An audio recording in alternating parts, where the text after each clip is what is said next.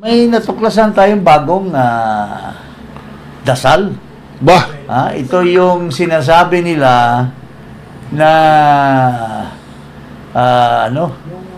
dasal ng bagoong Pilipinas. At siguro bawat umaga ay pwede nating ilagay sa isipan natin yung dasal na yan para maalala natin kung gaano tayo sinasaktan. Ito nga mga kababayan, bago natin ituloy ang video na ito, kung bago ka lang sa aking YouTube channel baka pwede makahingi ng like at subscribe at click mo na rin ang notification bell para updated ka sa aking nilalabas na bagong video. Salamat po. May natuklasan tayong bagong dasal. bah, Ito yung sinasabi nila na dasal ng bagoong Pilipinas. Bagoong yung bagoong ba? Yung kinakain natin. Ito yung dasal ng bagoong Pilipinas. Complement of Ted Pailon. Pakinggan natin yung dasal ni Ted Pailon. Bilang Pilipino, magiging mapagbantay ako sa ginagawang pagnanakaw ng mga taong gobyerno sa bagong Pilipinas. Bilang Pilipino, isisiwalat ko ng buong tapang at may dangal ang katiwalian at pagmamalabis ng mga taong nagpapanggap na mga lingkod bayan. Bilang Pilipino, iaalay ko ang aking lakas, talino at kakayahan sa pagmumulat sa kaisipan ng mga dukhang pinagmamalabisan at nililinlang ng mga taong nasa likod umano ng sinasabing bagong Pilipinas. Siguro, let's patronize yung prayer na inintroduce ni Ginoong Ted Pailon. Kasi bagay na bagay sa kasalukuyan ng ating bansa ngayon. At siguro, bawat umaga ay pwede nating ilagay sa isipan natin yung dasal na yan para maalala natin kung gaano tayo sinasaktan, gaano tayo nilalapastangan nitong gobyerno ni Marcos Jr. Yun po mga kababayan. At Paring Ado, ikaw ang expert sa West Philippine Sea. Mukhang nagkakabuhol-buhol na ngayon ang mga luko-luko dyan sa Malacanang. Unang-una, yung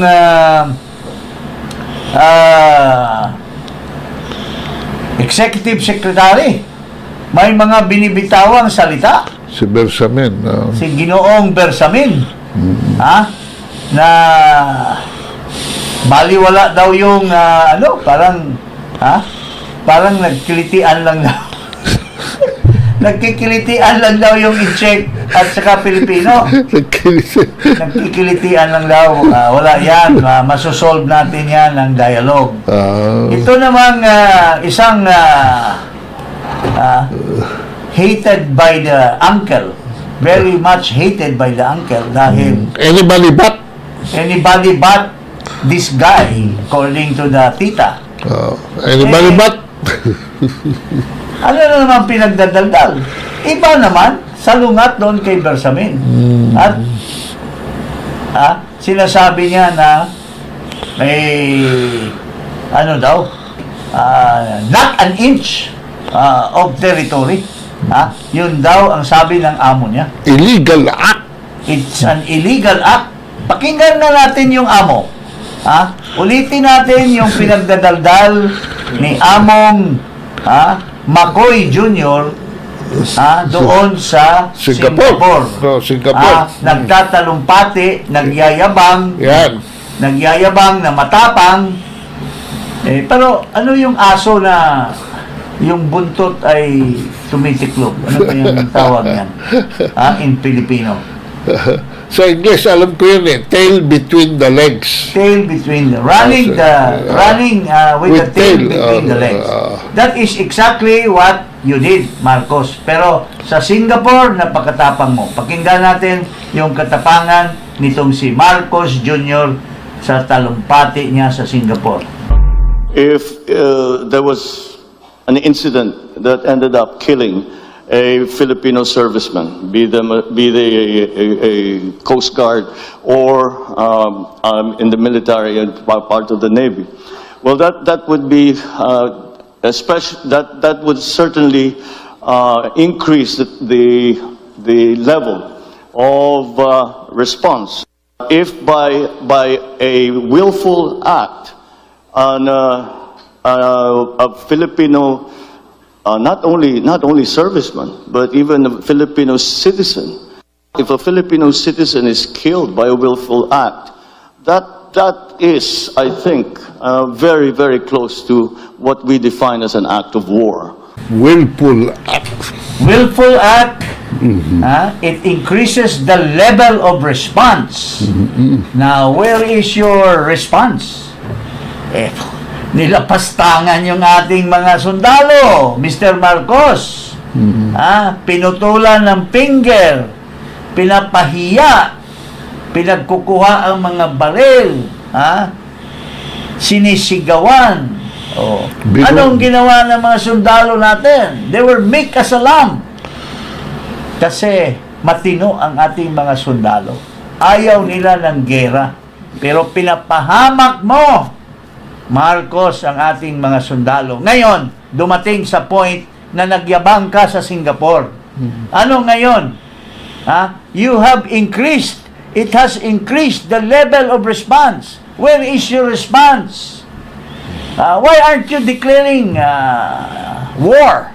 Sabi mo, it is equivalent to an act of war.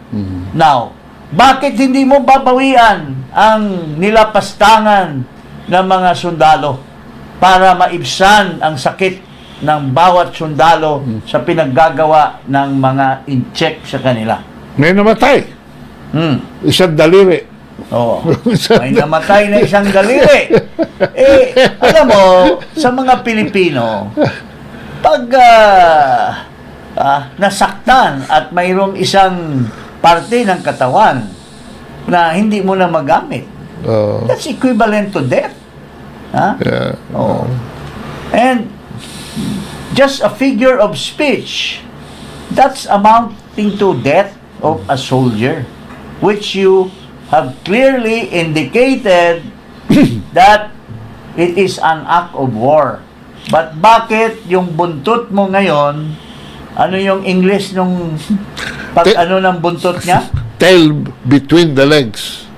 Your tail has gone between your legs. Hindi naman kasi kailangan na magsabi siya ng mga salitang ganon. Daldal ka kasi ng daldal, pero hindi mo napapanindigan. Na-provoke tuloy. Pero tingnan mo itong, mabuti pa si Bersamin, nagsasabi ng totoo na wala tayong kakayahan at dialogue. Pero itong bata mo na tabuyan ng kanyang uncle at auntie, ito, anong sinasabi nitong bata mong DND secretary? Ang tapang din, pero sip-sip lang ng sip-sip sa iyo dahil wala namang sinasabi na iba kundi kinukot ka. Pakinggan natin ito si Gibo Teodoro, mga kababayan. We call this press conference today to update you with events from the President's visit to the Western Command of the Armed Forces of the Philippines in Palawan yesterday.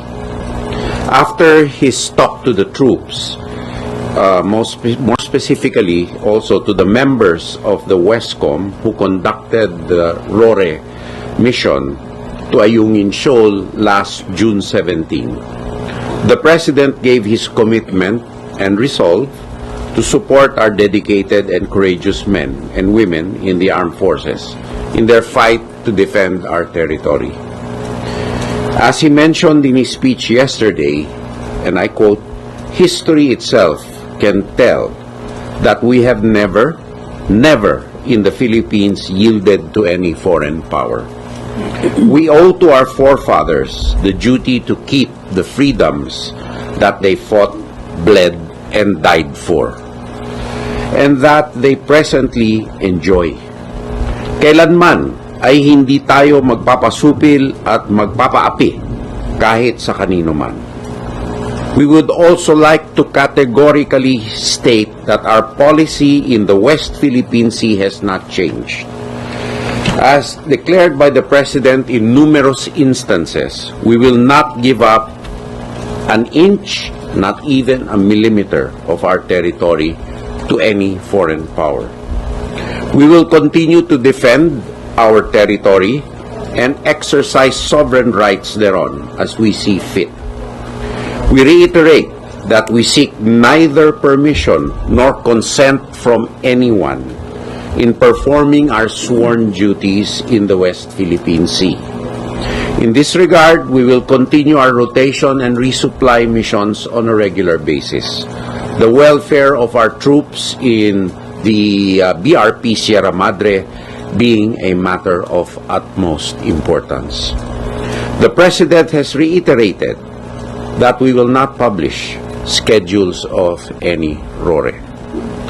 We see the latest incident in Ayungin not as a misunderstanding or an accident. It is a deliberate act of the Chinese officialdom to prevent us from completing our mission. After our visit to our troops in Palawan yesterday, where the President personally talked to the troops involved in the RORE, we have now come to the conclusion that it was not a misunderstanding or an accident. We are not downplaying the incident. It was an aggressive and illegal use of force. Bo Gibbs, nakakatawa ka pare. Ha? Anong sinasabi mo? Hindi tayo magpapasupil, magpapaapi. Oh, sinasabi ng amo mo,